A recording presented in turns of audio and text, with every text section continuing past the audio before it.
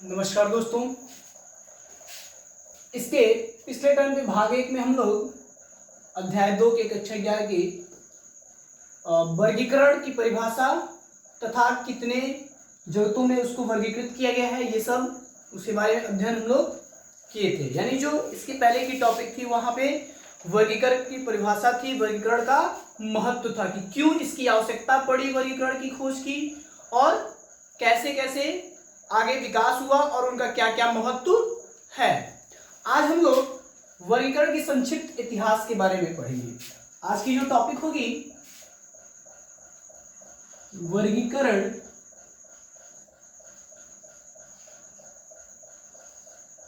का संक्षिप्त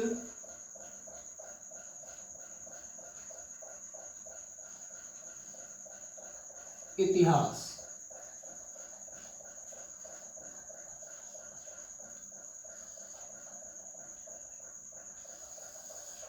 आज की हमारी टॉपिक ये रहेगी। प्राचीन काल से ही लोग अपने आसपास के जितने भी जीवित प्राणी थे, प्राचीन काल यानी प्राचीन मतलब पुराने समय के लोग, क्या हुआ, मानव अपने आसपास के जो भी वस्तुएं थी, चाहे वह जो भी जीवधारी के लक्षण थे, विभिन्न लक्षण, उनको क्या करते थे, विभिन्न लक्षणों के आधार पर उन्हें वर्गीकृत करने का कार्य करते थे। जैसे खाद्य वस्तुओं में कौन सी खाने योग्य है और कौन सी नहीं खाने योग्य है, यानी जो खाने योग्य थी उनको अलग रखा और जो जहरीली थी यानी जिनसे जो हमारे खाने योग्य नहीं थी उनको क्या किया, अलग अर्थात विषैले के रूप में अलग कर दिया। तत्पश्चात जीवों को भी उन्होंने या फिर किसी भी वस्तु को लाभप्रद और हानिप्रद के रूप में वर्गीकृत कर अध्ययन करते थे। तत्पश्चात जैसे जैसे इसकी विकास हुई वर्गीकरण की, तो सबसे पहले विभिन्न वैज्ञानिक या विद्वान कह सकते हैं, लगभग 2400 वर्ष पूर्व, लगभग यहां पे कह सकते हैं विभिन्न वैज्ञानिक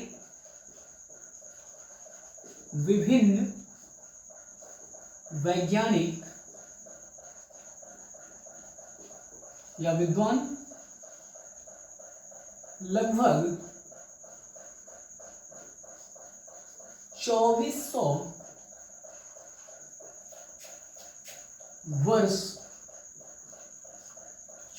वर्ष पहले यानी पूर्व, 2400 वर्ष पूर्व क्या किया था, अरस्तु ने तथा अन्य ग्रीक दार्शनिकों ने, 2400 वर्ष पूर्व अरस्तु तथा अन्य विद्वानों या ग्रीक दार्शनिकों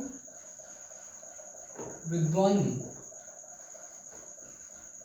ने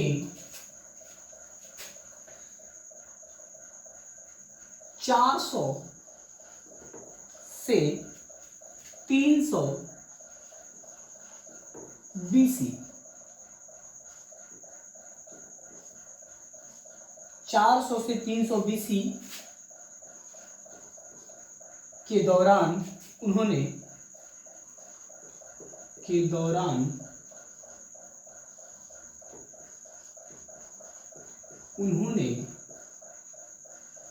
जीवधारियों को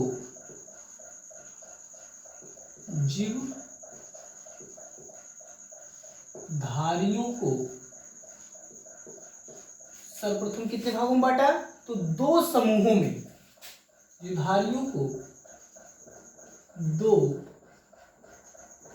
समूहों में वर्गीकृत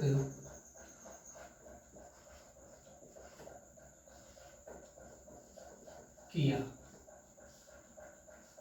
ठीक है, तो विभिन्न वैज्ञानिक लगभग 2400 वर्ष पूर्व अरस्तु तथा अन्य दार्शनिकों ने यानी ग्रीक दार्शनिकों ने या फिर विद्वानों ने मिलकर क्या किया, 2 समूहों में यानी जीवधारियों को 2 समूहों में वर्गीकृत किया। वह कब, तो 400 से 300 बीसी के दौरान, ठीक है, दो भागों में वर्गीकृत कर दिया।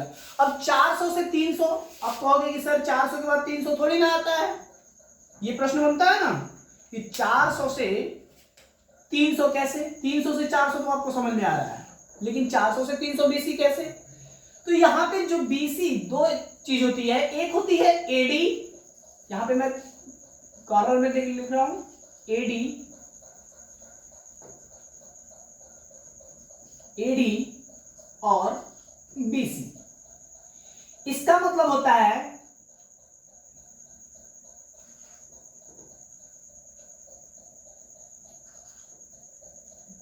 एनो डोमिनिक, एनो Dominic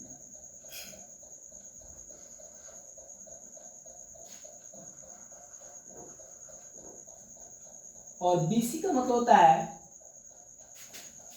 before Christ, before Christ, ठीक है। कभी कभी या कई किताबों में आफ्टर ड्यूरेशन भी दिया है, यानी काल के बाद, और बिफोर सेंचुरी यानी शताब्दी से पहले, तो ये भी लिख सकते हो। और ये किसकी बात हो रही है, तो आपको पता है कि बाइबल ग्रंथ के जो ईश्वर है वह कौन है, ईसा मसीह। तो मैक्सिमम इन्हीं के कारण, यानी जब ईसा मसीह का जन्म हुआ था उसके पहले की बात, अर्थात उसके पहले की बात को हम बीसी से डिनोट करते हैं, उसके पहले के काल को, जबकि उसके बाद की काल को हम एडी से डिनोट करते हैं। तो ये चीज है, जैसे मान लो किसी भी एक वर्ष में कितने महीने, 12 महीने, तो 2020 का आप क्या ले लो, महीना ले लो, तो 12 मंथ इसमें भी होते हैं और 2021 में 12 मंथ इसमें भी होते हैं। तो इसका 12वां महीना, 2020 का 12वां महीना, जैसे आप कोई प्रयोग कर रहे हो तो वह 12वें महीने से या 11वें महीने से शुरू किए हो और वह समाप्त कब हो, पहले महीने में या फिर दूसरे महीने में। तो इस आधार पे अब 12 से 1 समझा, तो कम हो रहा है ना, इसी तरीके से 400 से 300 बीसी की बात हो रही है। तो 2400 वर्ष पहले, यानी 2400 वर्ष पूर्व अरस्तु तथा अन्य विद्वानों ने क्या किया, मिलकर दो भागों में वर्गीकृत किया। किसको, दो भागों में वर्गीकृत कर दिया, ठीक है। क्या चीज, तो दो समूहों में जीवधारियों को वर्गीकृत किया। तो आइए हम देखते हैं कि जीवधारी को अरस्तु ने कैसे वर्गीकृत किया, ठीक है।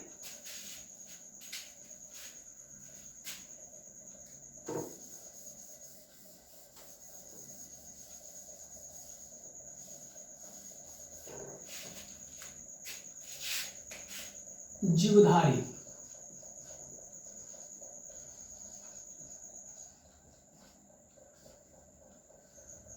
अब जीवधारी में कौन कौन से आएंगे, तो आपको पता है कि पेड़ पौधे एवं जंतु दोनों ही जाते हैं, ठीक है। तो सर्वप्रथम जीवधारी को अरस्तु ने दो भागों में वर्गीकृत किया।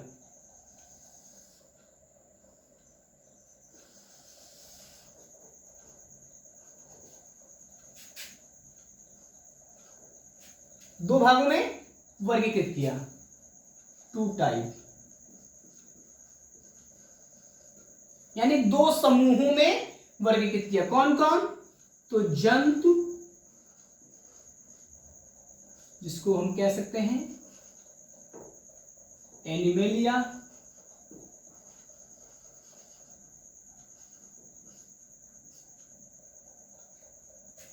और पादप, यानी पौधे भी कह सकते थे, प्लांटिंग।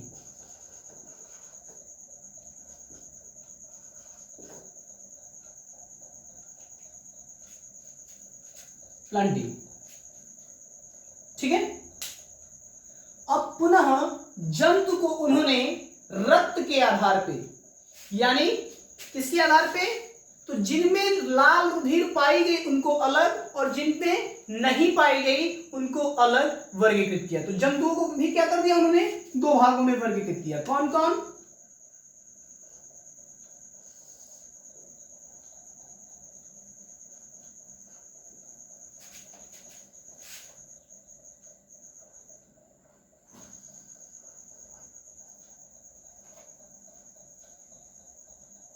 एनेइका, एनेइका और दूसरा इनेइका, इनेइका, एनेइका और इनेइका। एनेइका में उन्होंने क्या बताया,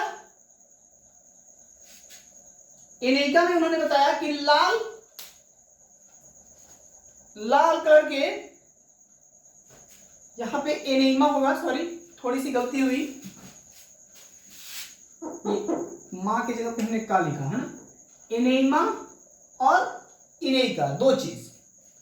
तो एनेइमा में उन्होंने रखा कि लाल रुधिर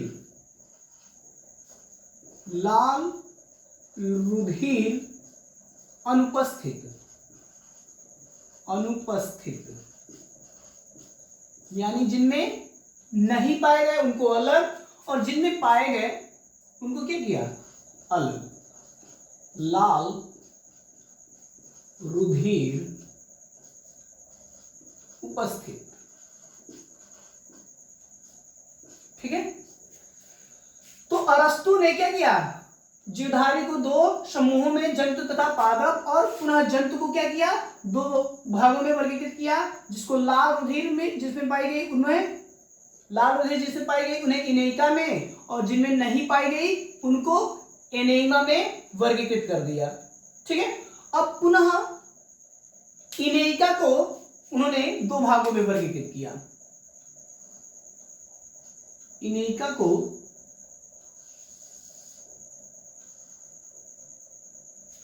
दो भागों में वर्गीकृत किया, जिसे पहले को जरायुज,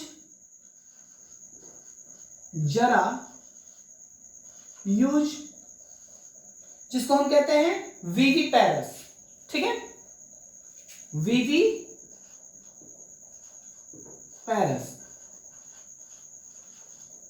ठीक है। और दूसरा जो था अंड प्रजक या अंड युज,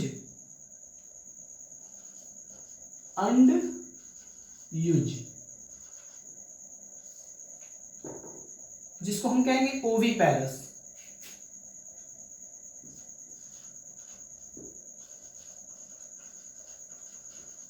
ठीक है ना। इसको हम सजीव प्रजक भी बोल सकते थे और इसको अंड प्रजक भी बोल सकते थे, किंतु जरायुज और अंडयुज भी कहते हैं। यहां पे एग्जाम्पल क्या होगा,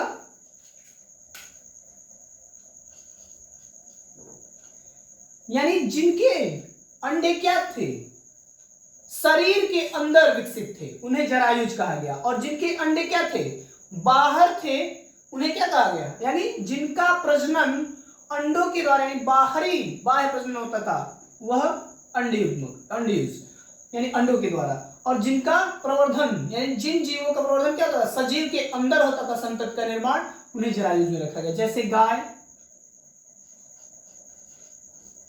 भैंस, बकरी, मनुष्य आदि। जबकि यहां पे क्या था, मछली, मेंढक आदि। तो मछली और मेंढक में बाहर लार्वे के द्वारा यानी अंड के द्वारा निषेचन होता है, जबकि इनमें इंटरनल निषेचन यानी सजीव प्रजक अंदर बनते हैं, यानी जो भ्रूणी परिवर्धन का निर्माण होता है भ्रूण का, वह इसके अंदर होता है, जीव के अंदर, और ये जीव के बाहर परिवर्धन होता है। तत्पश्चात अब उन्होंने पादप को यानी पौधों को 3 समूहों में वर्गीकृत किया। कितने समूह में? तो 3।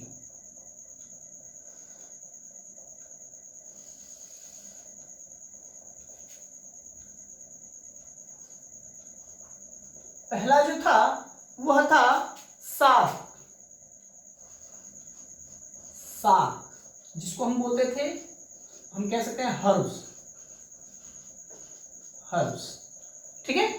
और दूसरा झाड़ी,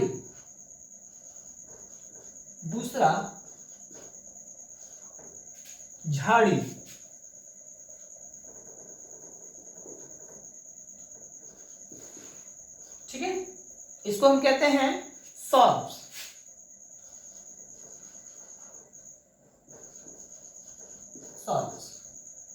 और जो तीसरा होता है वह होता है वृक्ष, ट्रीज, ठीक है। तो ये अरस्तु का वर्गीकरण था। अरस्तु ने क्या किया? जीवधारियों को 2 समूहों में वर्गीकृत किया, जंतु और पौधे। पुनः जंतु को 2 भागों में, जिनमें लाल रुधिर अनुपस्थित थी उसे एनाइमा में, और जिनमें उपस्थित थी उनको इनेका में रखा, तथा इनेका को पुनः उन्होंने क्या किया? जरायुज और अंडयुज यानी सजीव प्रजक, अंड प्रजक में वर्गीकृत किया।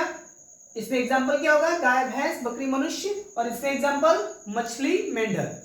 पुनः उन्होंने प्लांटी को यानी पादप जगत को यानी पौधों को क्या किया? 3 समूहों में वर्गीकृत किया। कौन कौन? तो शाख में यानी शाखाओं में, झाड़ियां और वृक्ष में वर्गीकृत किया। तो ये हमारा क्या था? अरस्तु का क्लासिफिकेशन था।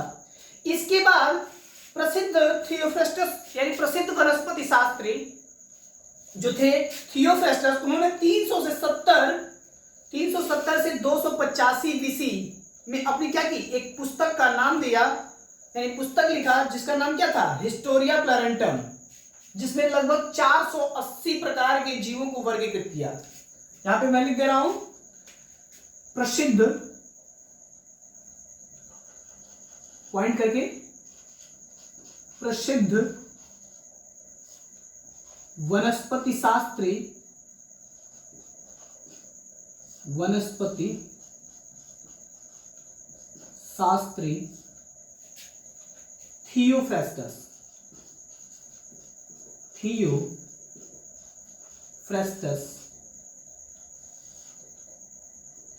थियोफ्रेस्टस ने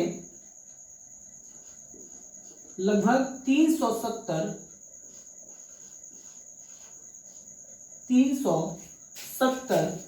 से 285 बीसी में एक पुस्तक प्रकाशित की, ने अपनी पुस्तक प्रकाशित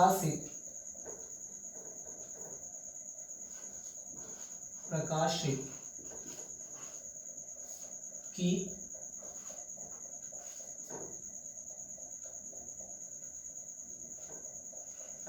जिनका नाम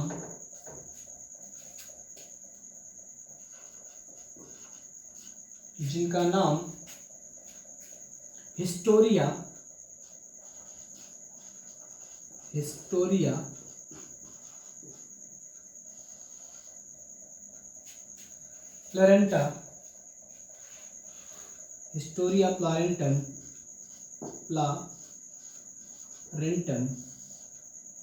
था, ठीक है।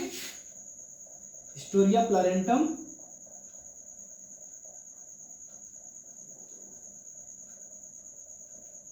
था, जिनमें लगभग 480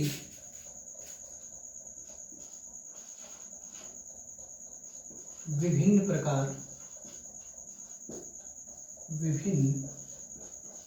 प्रकार के जीवधारी सम्मिलित सम्मिलित थे।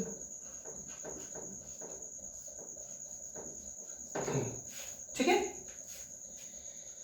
इसी कारण से इनको क्या कहा गया, यानी प्रसिद्ध वनस्पति शास्त्री थियोफ्रेस्टस ने अपनी एक पुस्तक प्रकाशित की जिसका नाम क्या था, हिस्टोरिया प्लारेंटम था, जिसमें लगभग 480 विभिन्न प्रकार के जीवधारी सम्मिलित थे। ठीक है, किस सन में, 370 से 250 बीसी। हो गया।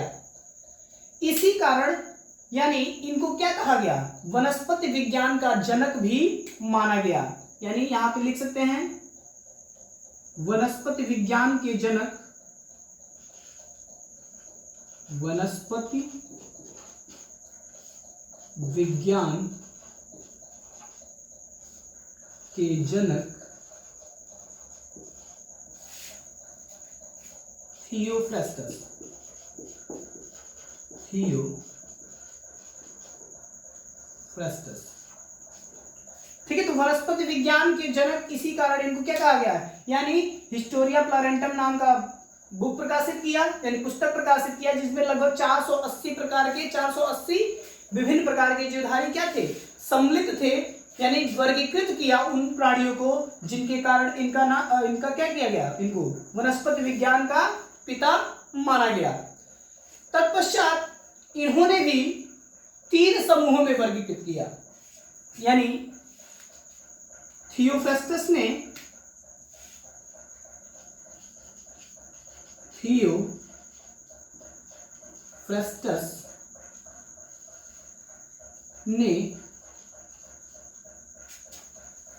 थियोफ्रेस्टस ने पौधों को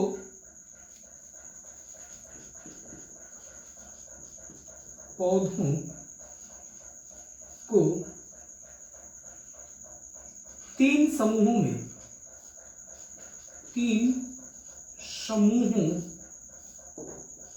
में वर्गीकृत किया। ठीक है, वह 3 समूह कौन थे, तो 1 वर्षीय,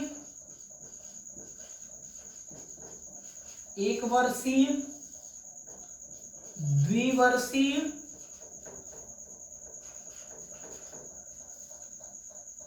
तथा बहुवर्षीय।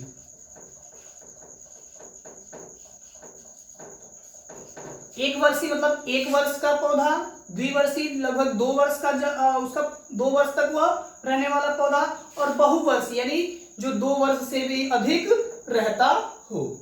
ठीक है, तो ये वनस्पति विज्ञान के जनक थियोफ्रेस्टस ने 3 समूहों में वर्गीकृत किया, किसको, पौधों को। ठीक है, तत्पश्चात इसके बाद लगभग 2000 वर्षों के बाद, लगभग 2000 वर्षों के बाद, लगभग 2000 वर्षों के बाद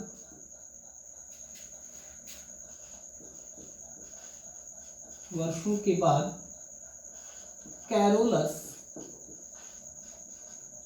लिनियस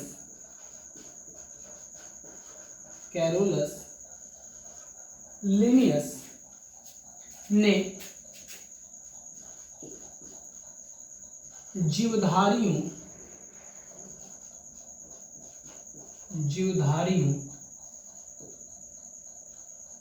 का वर्गीकरण कर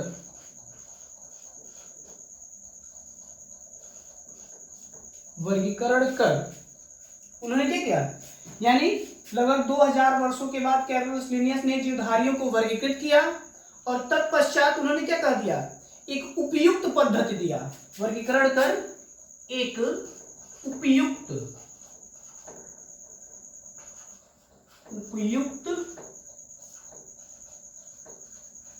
पद्धति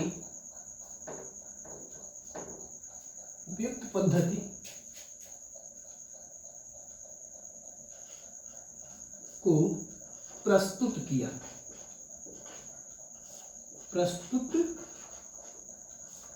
किया, ठीक है, यानी दिया। जिनके कारण उन्हें क्या कहा, वर्गीकृत किया, यानी प्रस्तुत किया, जिनके कारण उन्हें वर्गीकी का पिता कहा जाता है। प्रस्तुत किया जिनके कारण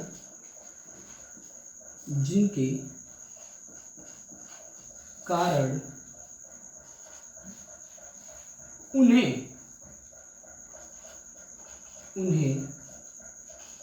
वर्गीकी का पिता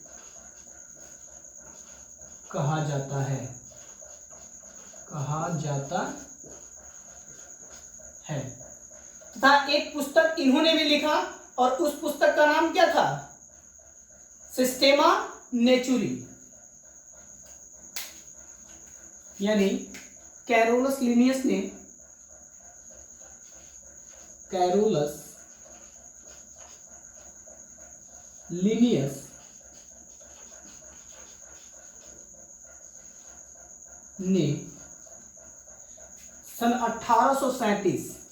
सन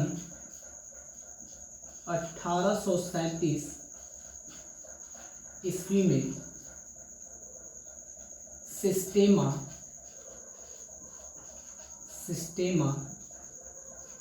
नेचुरी नामक पुस्तक प्रकाशित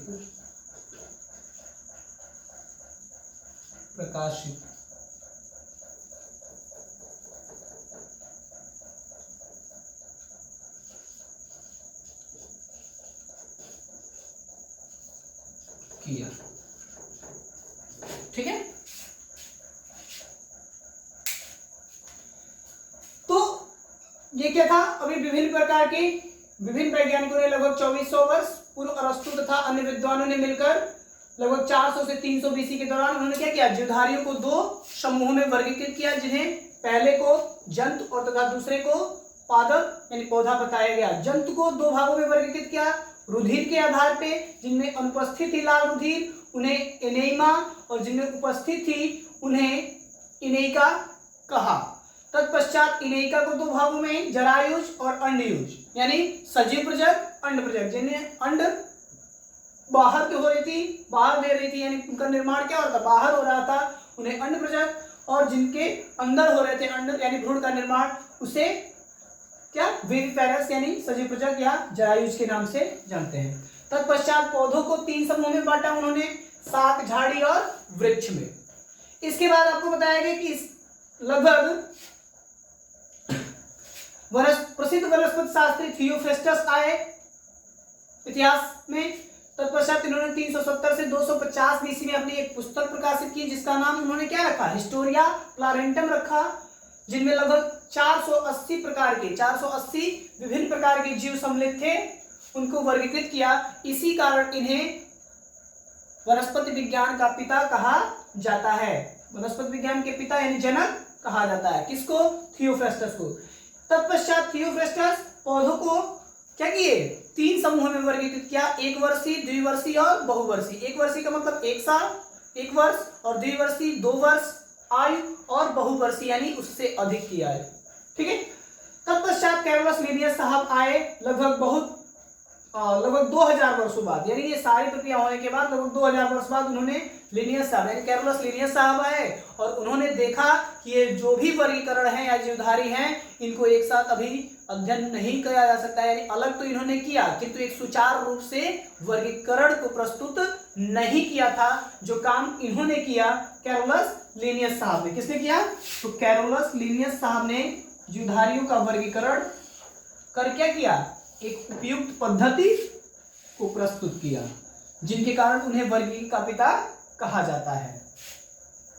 ठीक है, वर्गीकी का पिता कहा जाता है किन्हें, तो कैरोलस लिनियस साहब को। और इनकी एक पुस्तक भी प्रकाशित हुई 1837 ईस्वी में, जिसका नाम इन्होंने क्या रखा, सिस्टेमा नेचुरी। ठीक है, यानी प्राकृतिक वर्गीकरण, यानी प्रकृति वर्गीकरण किया। ठीक है, तत्पश्चात इन्होंने किस आधार पे रखा, तो आधार जो माना वह संरचना के आधार पे यानी संरचनात्मक एवं क्रियात्मक समानताओं को ही मानकर इन्होंने क्या किया, वर्गीकृत करने का कार्य किया। अब इसके बाद हम लोग जानेंगे कि कैसे हम लोग इसकी वर्गीकरण करते हैं, यानी वर्गीकरण लिखते कैसे हैं, किसकी, पौधों की। और उसके बाद हम लोग मोनेरा जगत का क्लासिफिकेशन पढ़ेंगे, यानी मोनेरा जगत का वर्गीकरण पढ़ेंगे, किसे रखा गया, तत्पश्चात प्लांटी का पढ़ेंगे, फिर फंजाई का पढ़ेंगे। ठीक है, इसको आशा करते हैं कि सभी लोग स्क्रीनशॉट लेके या फिर जैसे भी आप वीडियो को पॉज कर करके उसको क्या कर लोगे, लिख लोगे और तैयार कर लोगे। ठीक है, धन्यवाद।